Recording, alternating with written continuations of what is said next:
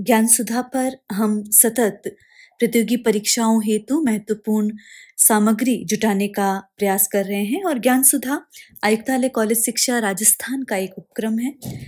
कबीर ग्रंथावली पर हम बीते कालांशों में बात कर रहे थे और ये व्याख्यान न केवल असिस्टेंट प्रोफेसर हिंदी परीक्षा के लिए महत्वपूर्ण है वरन नेट और सेट आदि परीक्षाओं के लिए भी समान रूप से उपयोगी है। कबीर के पदों को जब हम देखते हैं तो वहां पर साधनात्मक और भावनात्मक दोनों प्रकार के रहस्यवाद दिखाई देते हैं और साथ ही उनकी जो भक्ति भावना है वो वैष्णव संप्रदाय से दीक्षित भी जान पड़ती है और अनेक जो मत है उनका जो उनके प्रति एक तरह से सहमति और साथ ही जो आडंबर है उनसे असहमति भी कबीर के काव्य में दिखाई देती है।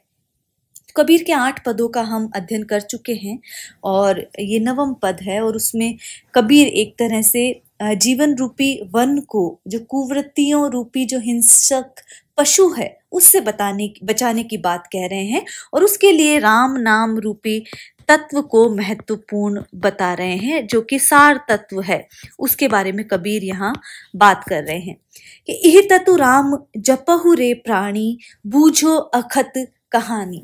कि कबीर यहाँ प्राणियों को जीवात्माओं को संबोधित करते हुए कह रहे हैं कि हे प्राणियों, जो संसार का सार है वो राम नाम है और उसी का निरंतर स्मरण करना चाहिए।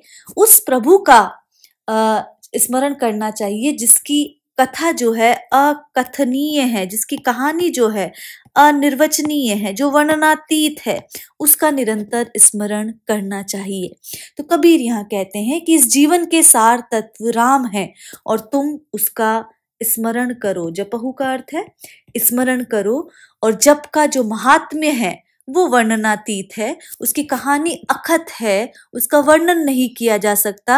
अतः तुम स्वयं साधना करके उसे समझने की चेष्टा करो, प्रयत्न करो। हरि कर भाव होई जा ऊपरी जागत रैनी बिहानी। बिहानी का अर्थ यहाँ पर व्यतीत होना से है, रैनी का मतलब रात्रि। तो कबीर यहाँ पर कह रहे हैं कि जिसके हृदय में, हरि का अर्थ है प्रभु, कि जिसके हृदय में प्रभु के प्रति प्रेम उत्पन्न हो जाता है उसे चैन नहीं रहता, अर्थात वो रात्रि भी जाग कर ही व्यतीत करता है।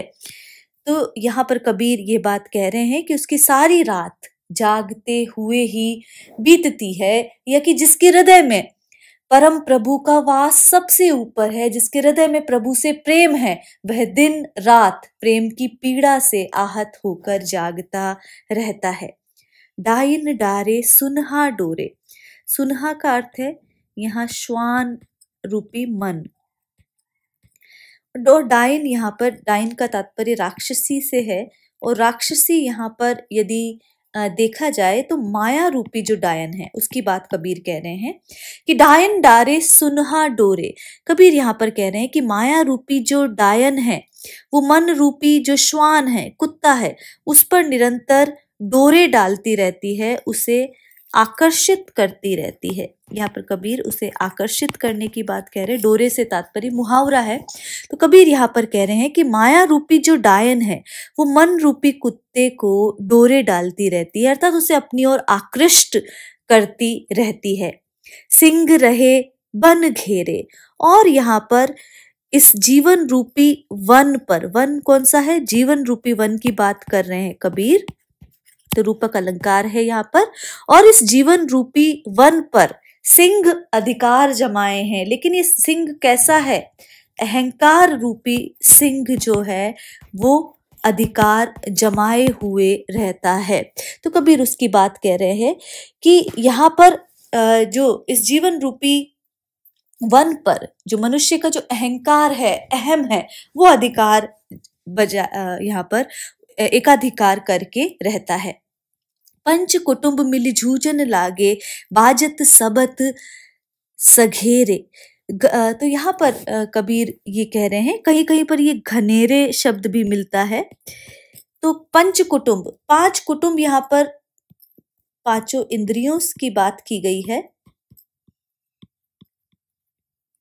कि जो पांचों इंद्रियां हैं, जो सारी इंद्रियां हैं, वो अपने अपने विषयों को अर्थात तमाम प्रकार के विकारों को, तमाम प्रकार की ऐषणाओं को प्राप्त करने में लगी हुई है। और इस प्रकार जो चारों ओर है वो विषयों का चतुर्दिक यदि हम देखा जाए तो चतुर्दिक जो है विषयों का जो शब्द है, मनोहर जो घोष है, वो निरंतर वहां पर सुनाई दे रहा है।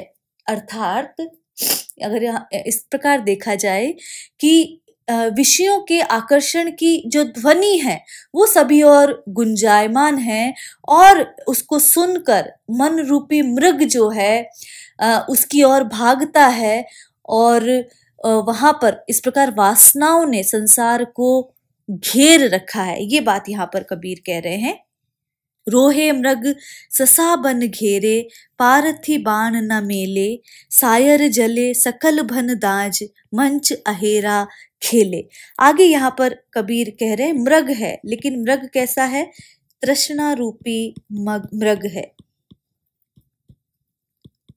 कि तृष्णा रूपी मृग ने इस जीवन पर ससा बन घेरे, इस जीवन पर चढ़ाई कर दी है।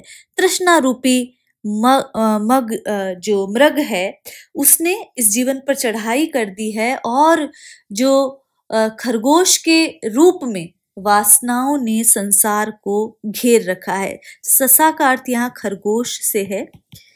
तो कबीर यहाँ पर कह रहे हैं कि तृष्णा रूपी मृग ने इस जीवन पर चढ़ाई कर दी है, उसकी सारी जो हरियाली है वो उसको नष्ट किए जा रहा है, और वासना रूपी जो खरगोश है वो चारों ओर से हकवा लगाए हुए है, उस पर एक तरह से उसे हाँक रहा है ताकि वो जो जीव है कहीं भाग कर ना जा पाए।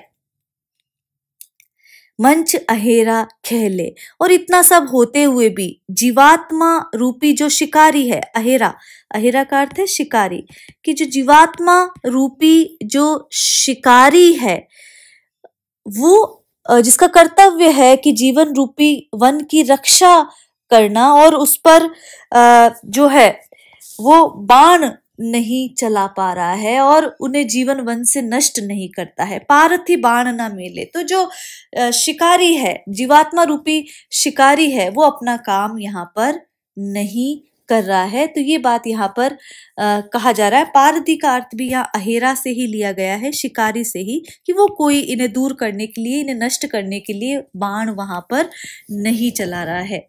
सायर जले सकल बन दाझा, तो यहाँ पर कबीर कह रहे हैं कि सकल वन, समूचे वन में, सायर का अर्थ है यहाँ सागर, कि यदि हम देखा जाए तो शरीर रूपी जो सागर है, कि शरीर रूपी सागर में आग लग गई है, और आग लगने से जीवन रूपी जो वन है वो भी नष्ट हो रहा है। सकल बन दाज, दाज मतलब जल रहा है, नष्ट हो रहा है। मंच अहेरा खेले, फिर भी आश्चर्य है कि इस सागर में रहने वाला मन रूपी मत्स्य जो है, मंछी से है, मछली से तात्पर्य है, और मछली यहाँ पर मत्स्य के समान यहाँ पर ये बात की गई है। और फिर भी ये आश्चर्य है कि और मत्स्य कैसा है? मन रूपी, और इस सागर में रहने वाली जो मन रूपी जो मछली है वो निश्चिंत होकर शिकार खेलने में लगी हुई है। और शिकार कौन सा? विषयों रूपी जो शिकार खेलने में वो निरंतर तल्लीन है। सोई पंडित सो तत् ज्ञाता, जो इहि पदहि विचारे। कबीर कहते हैं कि सच्चा पंडित और तत्व का सच्चा ज्ञाता वही है जो इस पद के मर्म को समझता है। कहे कबीर सोई गुरु मेरा, आप तीरे मोहितारे, आप तरे मोहितारे। कबीर कह रहे हैं कि ऐसा ही ज्ञानी मेरा गुरु है जो अपने को तो तारता ही है और मेरा भी उद्धार साथ ही करता है। तो कबीर यहाँ पर प्रकारांतर से ये कहने की चेष्टा कर रहे हैं कि वही व्यक्ति ज्ञानी है, मेरा गुरु है, जो इस पद का विचार पूर्वक अध्ययन करता है, मनन करता है, और आचरण कर स्वयं भी इस भवसागर से तर जाता है, और कबीर जैसे अन्य लोगों को भी, अन्य जीवात्माओं को भी संसार सिंधु से तार देता है। तो यहाँ पर यदि हम देखें, मंची रूपी शिकारी की बात यहाँ पर कबीर कर रहे हैं, और साथ ही तृष्णा रूपी मृग की बात करते हैं, जीवन रूपी वन की बात करते हैं। तो यहाँ पर पूरे पद में सांग रूपक अलंकार देखा जा सकता है। और इसी तरह यदि हम देखें, जागत रेनी बिहानी, तो जो रात्रि को भी जो जागते हुए ही गुजारता है, बेचैन रहकर गुजारता है, यहाँ पर कई जगह विरोधाभास अलंकार भी देखने को मिल रहा है और साथ ही अनुप्रास अलंकार भी देखा जा सकता है। तो ये कबीर का पद है जिसमें बहुत सारे अलंकारों के साथ प्रतीक योजना हुई है और साथ ही गुरु की महिमा का गुणगान किया गया है, जप स्मरण की बात कबीर ने कही है। तो ये पद महत्वपूर्ण बन जाता है। इसी तरह जो कबीर का अगला पद है उसमें कबीर अवधू ज्ञान लहरी धुनि मांडी रे, ये बात वहां पर कहते हैं। और जब अवधू की बात कहें तो अवधू गोरखपंथी योगी को कहा जाता है या अवधूत को कहा जाता है कि जिसने अपने कलमश को झकझोर कर दूर फेंक दिया है, जिसने अपने मन के मेल को दूर कर दिया है। तो उसके लिए ये बात कही गई है कि अवधू ज्ञान लहरी धुनि मांडी रे। तो कबीर कहते हैं कि है अवधूत ज्ञान की लहर में ध्वनि मची हुई है। तो कबीर कहते हैं कि ज्ञान की जो लहर है उसमें निरंतर ध्वनि आई हुई है। सबद अतीत अनाहद राता इहि विधि तृष्णा शांडी रे। तो ज्ञान की लहर में एक तरह से ध्वनि वहां पर मची हुई है, अर्थात साक्षात्कार की अवस्था में जो अनहद नाद का जो उल्लेख नाथपंथी करते हैं, साधक करते हैं, उसकी बात कबीर कहते हैं। और कहते हैं कि साक्षात्कार की अवस्था में एक विचित्र प्रकार का अनहद जो नाद है वो सुनाई देता है, उसका अनुभव होता है, और वह जो ध्वनि है वो कालातीत है, और उस अनहद नाद में जो मन अनुरक्त हो जाता है और उसी से जो तृष्णाएं हैं, इच्छाएं हैं और भटकाव जो है मन का वो दूर हो जाता है। तो वहां कबीर कह रहे हैं कि सबद अतीत अनाहद राता, कि वो जो शब्द सुनाई देता है, वो जो नाद सुनाई देता है और उसमें जो जीव अनुरक्त, राता का अर्थ है अनुरक्त हो जाता है,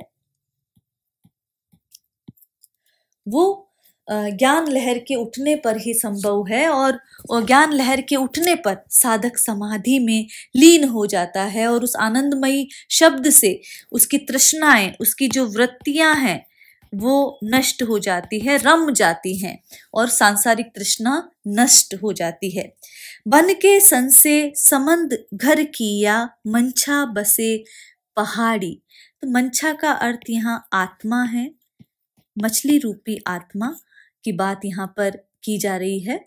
और ससे का अर्थ यहाँ पर खरगोश के लिए किया गया है, कहीं पर सन से मिलता है, कहीं ससे, तो ससे खरगोश के लिए। तो यहाँ पर कबीर कहते हैं कि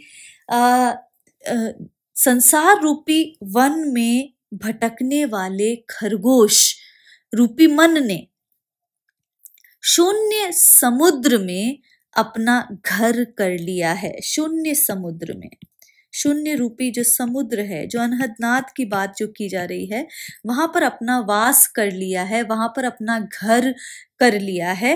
मंछा बसे पहाड़ी, और अब मछली रूपी जो पवित्र आत्मा है वो शून्य शिखर रूपी पर्वत पर जाकर बस गई है। तो विरोधाभास अलंकार है, किस प्रकार मछली जो है पहाड़ी पर चढ़ सकती है, लेकिन शून्य रूपी जो शिखर रूपी पर्वत की जो बात की जा रही है उसकी बात यहाँ पर कर रहे हैं। थोड़ा सा कठिन बन जाता है।